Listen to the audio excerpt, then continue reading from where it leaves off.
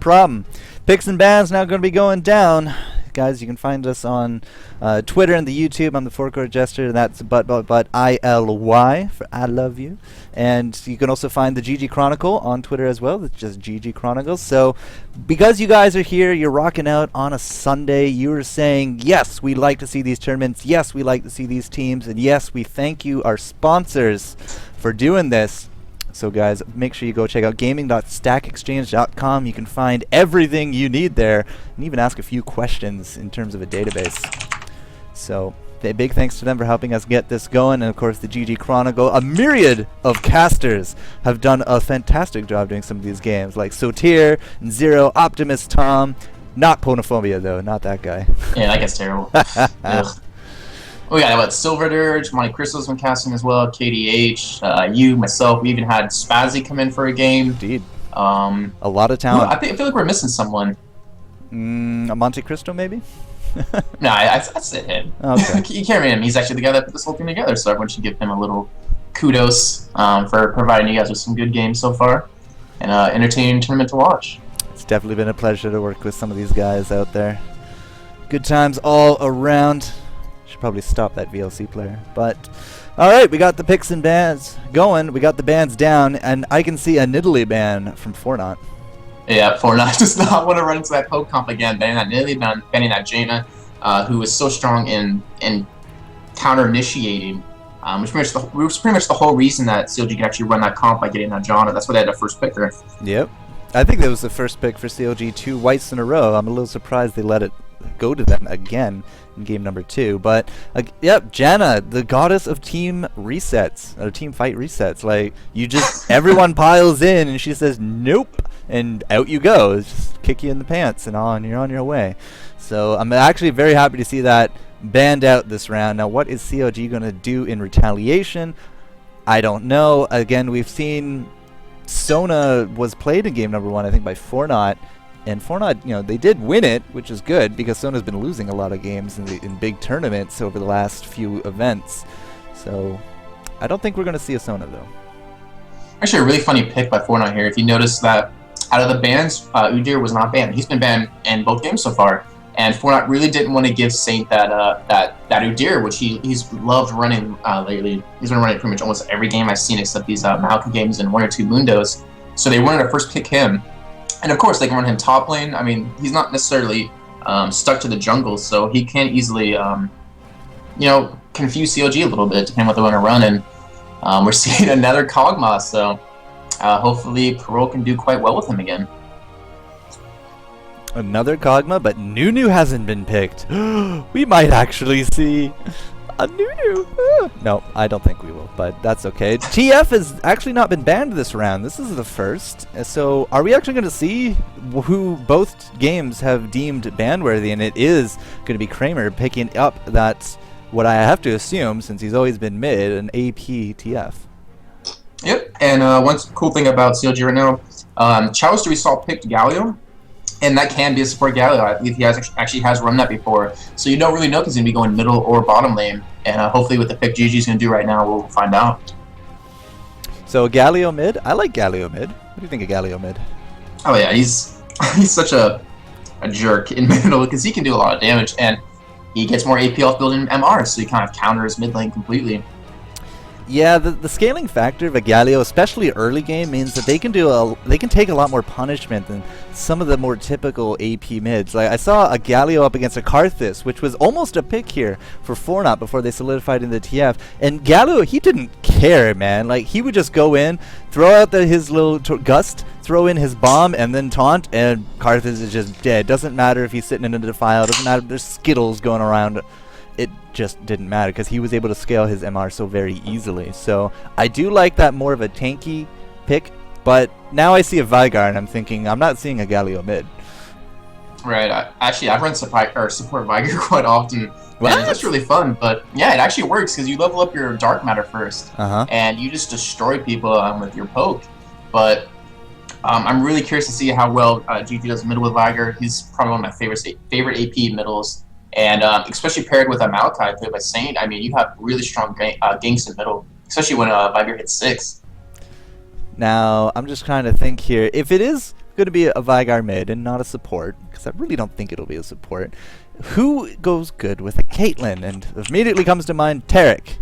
And I think Fortnite might be thinking that as well, because I see a Tarek over there.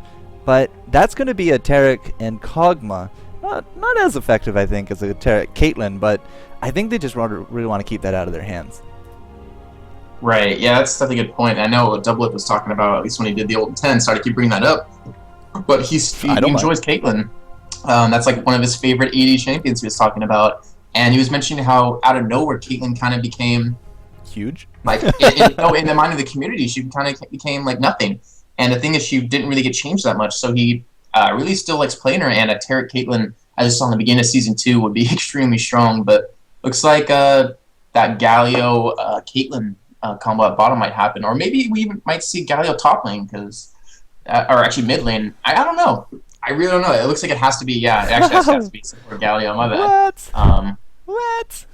But I mean, Galio ultimate compared with, or combined with St. Vicious ultimate as well. That's so much damage reduction, and they can really like pop out a lot of damage, especially with Vigar. I mean, he can one shot anyone in the game, mid to late game. I mean, once he gets that DFG, he is super strong. Wow. All right. So that's a thing now. Okay, cool. Hotshot up top with, what do you think, Olaf? Oh, wow. We're seeing a lane nocturne. A lane turn? Yeah. Lantern? Nah, it doesn't work. You don't really see him too often, but he's going to be putting out a lot of damage against Hotshot. And he can't even mitigate, I believe, with his W, Hotshot's E, which does true damage. So I believe it actually does eat that up. It should. I mean, it's still technically a spell. Spell Shield should be able to do a good amount there.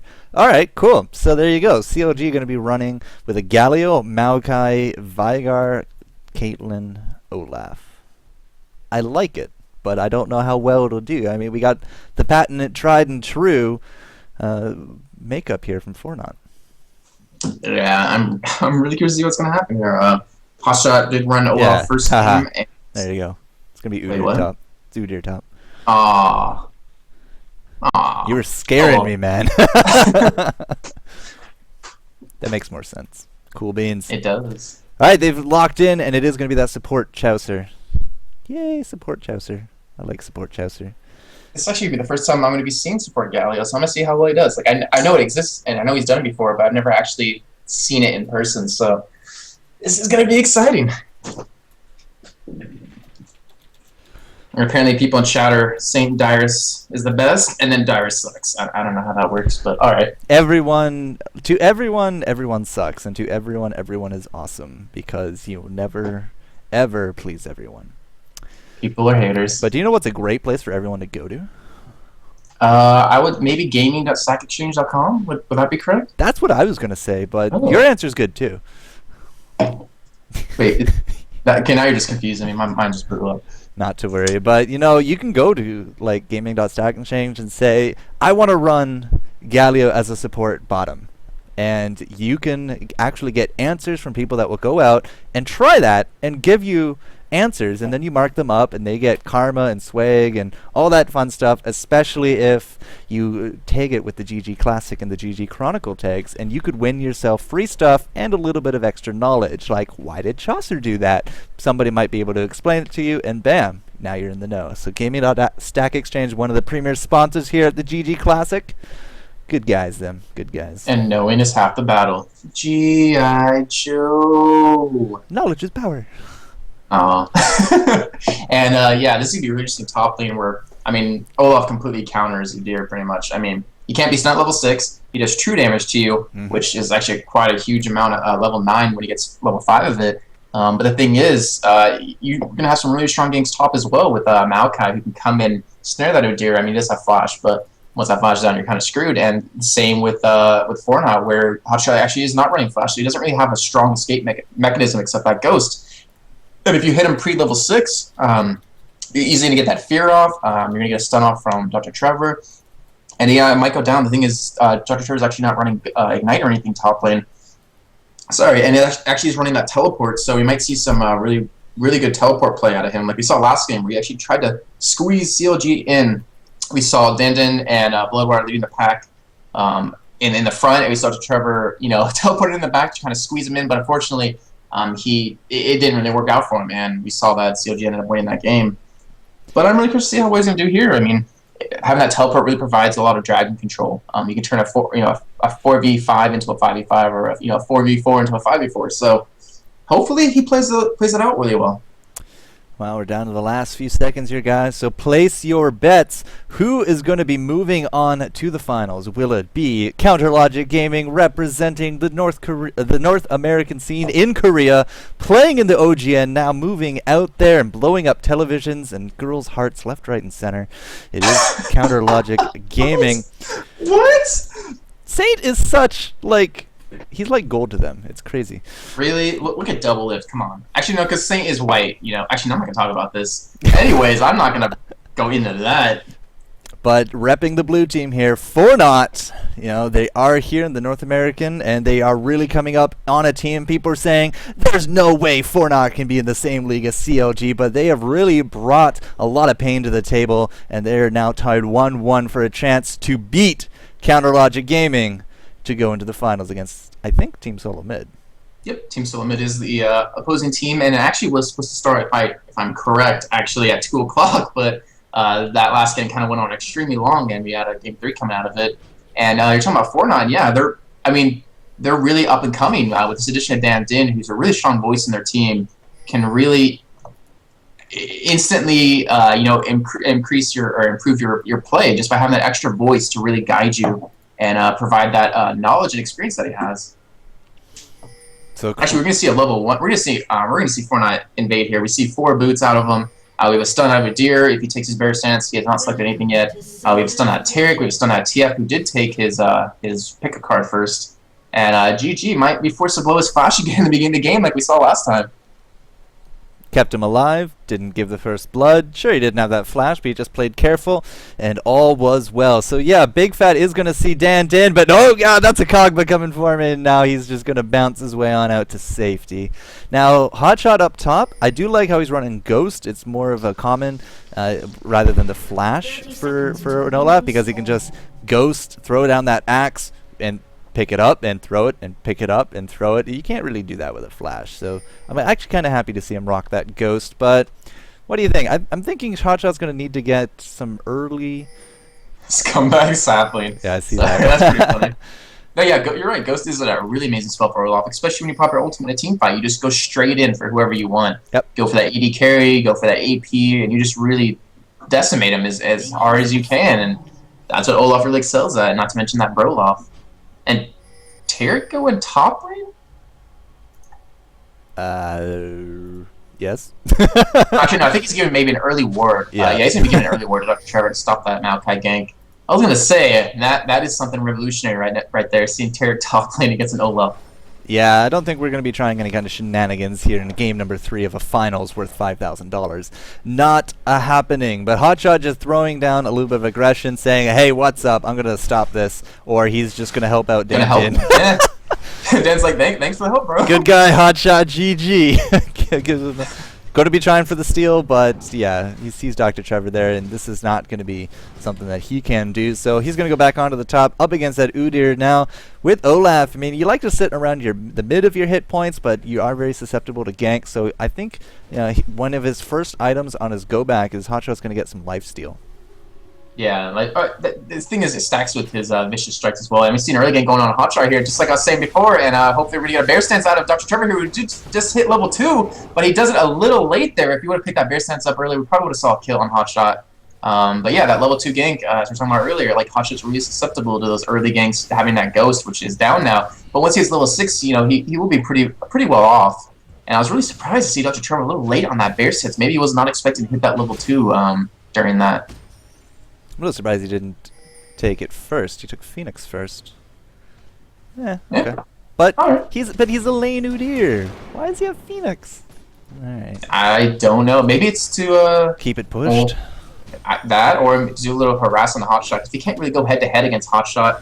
And with that AoE, he can kind of do damage to him without actually being next to him, I guess. But I guess we'll find out. We will Yes, indeed. So it's business as normal. Level 3's coming out. The junglers just doing their thing. Dr. Trevor and Hotshot GG are going to have this kind of relationship where somebody throws an axe and then you get a bear claw to the face, and they're just going to go on home happy. Now, Parole taking a lot of deeps from this double lift Chaucer lane, and I do see that Chaucer's rocking a little bit of the magic regen, so probably just going to go for the typical gold per 5s. I can't say I have a lot of experience in a support Galio. Well, sorry to change those real quick, but I want to kind of go back to top lane real quick. Is that Hotshot was being so aggressive because he knows he has that advantage because Dr. Trevor took Bear Sense level 2, and he isn't able to get that health back in lane, and that's why he's being super pushed up and not really worrying about anything. And now we see Nocturne actually going to be backing out because he did get caught by that CV, but he was low to begin with. And yeah, I'm seeing Maokai actually heading towards top right here, so you might see a gank on Udyr, and this ward. Unfortunately, we can't see timers in spectator mode, but I'm assuming that ward will be down before Maokai gets there. It's almost down right now. You click on it, a little buff comes above the actual... Oh, yeah. Very, very good point. Learn something every day. No, just power.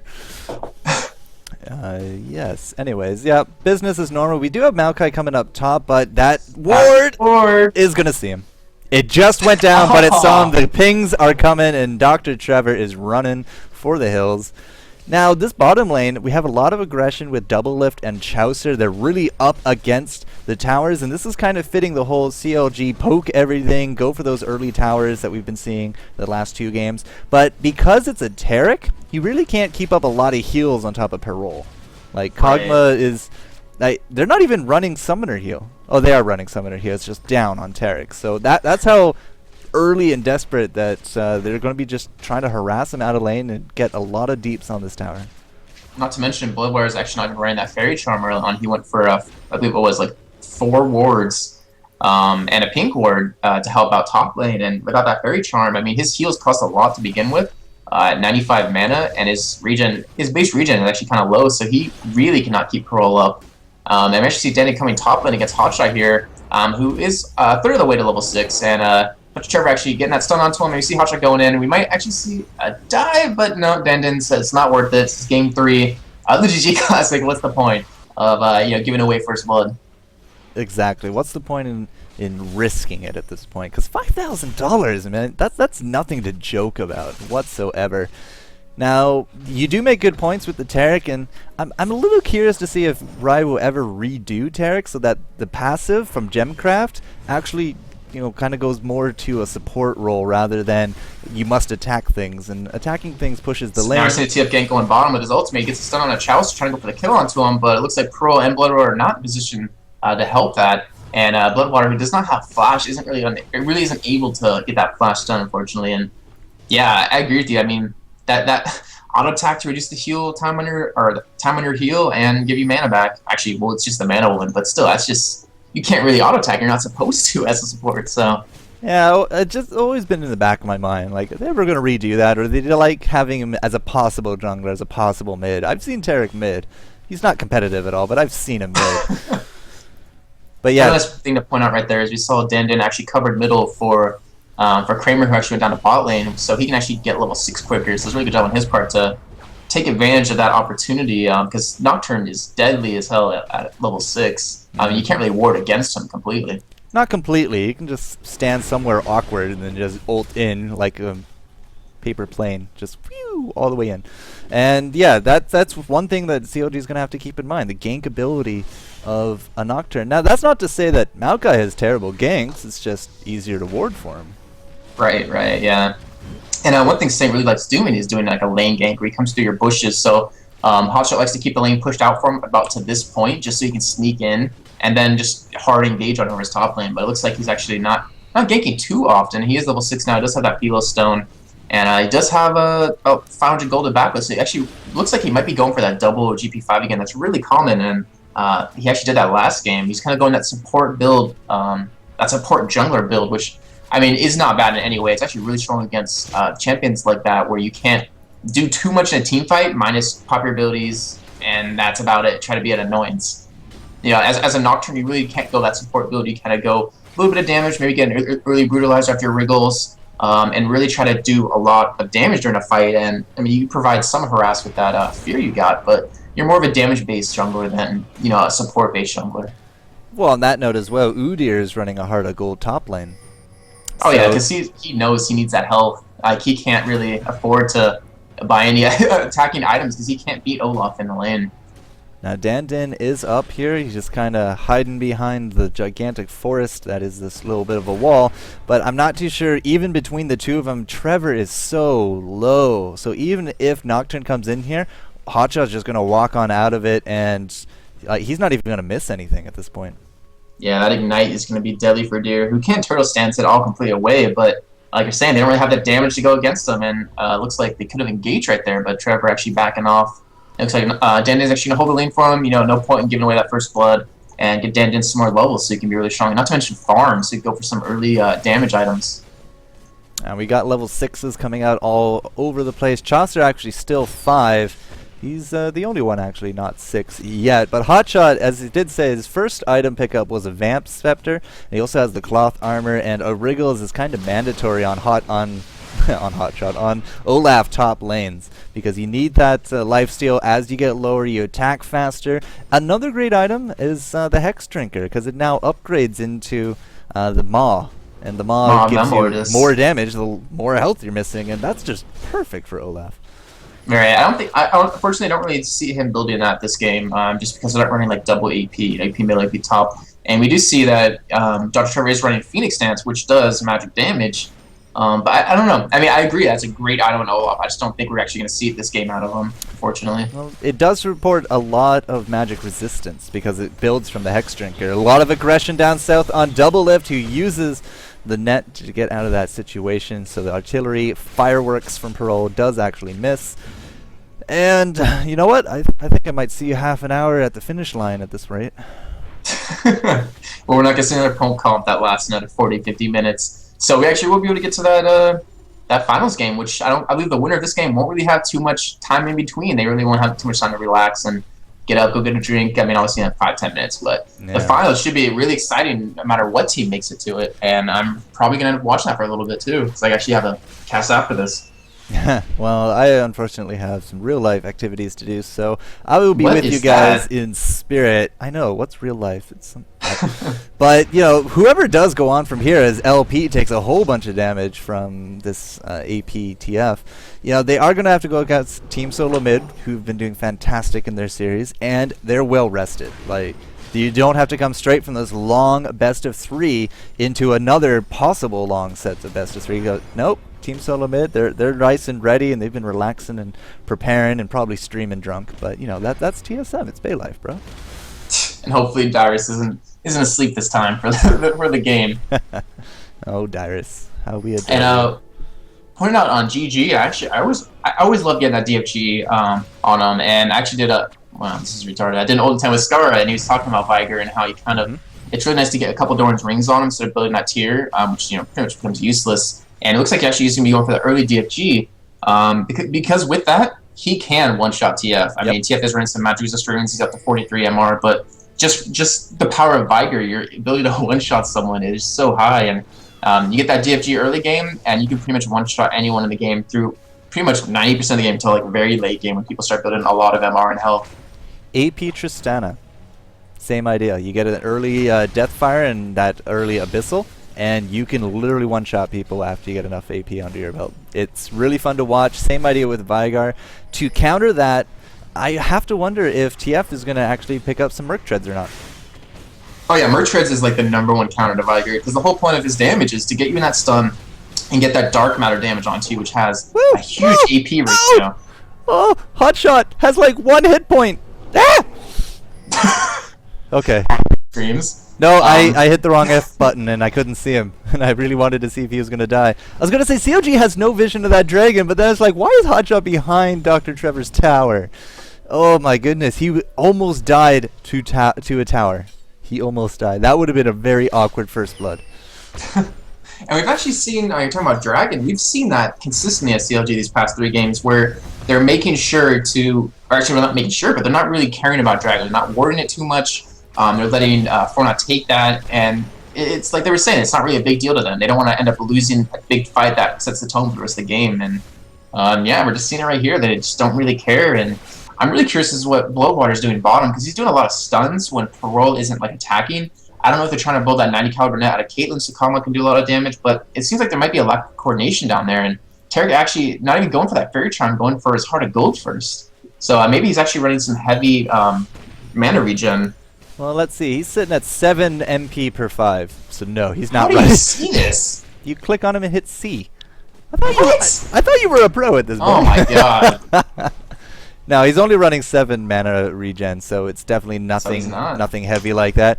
But he's also he's auto attacking a few things. He has 6 creep kills under his belt, so he is getting 7.5% I think base mana back. Oh no, 7.5% of his damage back. Right. So fine, he gets 8 mana more or less every time he attacks something. Not exactly a huge gain, but he doesn't seem to be too worried at this point. And taking a look at CS, I mean, we got Hotshot GG with 104 compared to Dr. Trevor, who's at 75. And actually, in the meantime, you see Doublelift taking the first tower of the game. So CLG up 1 tower now. And checking it out, Doublelift with 121 CS compared to Parole with 121. So it's pretty dead even here in that sense. And in the middle, we see GG with 101 compared to Kramer's 110. So Kramer with a slight advantage in the middle, and he does have those merch treads. So now Viger's combo is pretty much like not possible to happen unless he really gets that Dark Matter stun perfectly timed. And now we see St. Vicious actually coming around for a gank here on Udyr, it looks like. Yep, Saint might definitely see this as a good opportunity to go tower dive, and yes, they will. Arcane in, and that will be the first blood under the St. Vicious ultimate. Now, Nocturne did throw down his ult, trying to deny vision. Didn't go anywhere with it, but he just really tried to keep that top lane alive. Unfortunately, it will not be a thing that will happen, and that will actually be another tower under Counter Logic Gaming's belt. Yeah, Counter Logic done a really good job this game. I mean, maybe the first game they were just warming up when they lost, but I mean, not to say anything bad about Fortnite. I mean, they're a great team. I'm really curious to see if Fortnite can really turn this around. I mean, they are down 2 towers, down 1 kill, and I mean, they did get that dragon, but still, towers is pretty much always better than a dragon. It's more or less the same gold. It's a little different, but 2 towers for a dragon. You win. 2 is it's better that than map 1. control it gives you that's so strong, though. Yep, you don't have that safety net. You don't have that pocket of vision. You have to use a few extra wards if you do want to keep eyes on that area, but it does afford a lot of aggression later into the game. And we see DFG middle with his DFG. With DFG middle? Big Fat LP with his DFG middle. That's hard to say. So he will be doing tons of damage, as Freak says, to TF. Unfortunately, I don't really think he can burst him down at this point anymore. Just with those merch hits alone, it really denies Viger, especially because he has 68 MR. Did you notice this? Look at the ping on the bottom lane. There's a ward there. Wait, what? It is a very aggressive ward at the rubble of the tower on the bottom lane. No, don't see it. Oh! My bad. Alright, well, now I missed the kill onto Big Fat LP, but 2 is better than 1, and the Merc Treads definitely look like Kramer got the better out of it. He didn't even use his ultimate, although neither did Dan Din, so maybe just unlucky placement. Bloodwater getting harassed out. Kramer did actually use his ultimate there to get ahead of Viger and get that kill. And we saw Chowster getting a really nice ultimate onto 3 members of Fortnite. But now Fortnite on the retreat here with St. Vicious coming in for that counter gang. Now down Dink coming in, going to pick up that kill on the Chowster. And now he's on the aggression. Does get hit by that Caitlyn trap, and Fortnite needs to back out of here with 2 people extremely low. Kramer can go down to that sapling. But amazing job by Dan Din there to go for that counter gang as well. St. Vicious both going for that really strong counter, which is really one thing that separates a good jungler from a great jungler, just being able to know where the enemy jungler is and kind of gank that. And in top lane, we see some action as well as Dr. Trevor getting permanently slowed by this Phasure, not to mention Hotshot's Q. He will be going down unless he can flash over that wall and does stay alive. Brilliant. But yeah, wow, just Hotshot really pushing Dr. Trevor around top lane, doing a really good job. The 127 CS compared to Dr. Trevor's 97. So Hotshot doing an amazing job top lane, as well as bot lane doing a really good job as well, getting that first tower of the game. So yeah, it turns out going left to right I can't count, because I saw a stacked deck and it's like, oh, Destiny's still up. No, he's not, because I'm an idiot. So thank you for correcting me on that. But yeah, it's very fun to see a very aggressive Olaf with that Phage. He's going to make himself that Frozen Mallet fairly soon, but without that flash, I mean, Udyr does have that innate advantage of putting an obstacle between him and Olaf, but I still think Ghost is the better option for the hot definitely. shot. There's a ward there.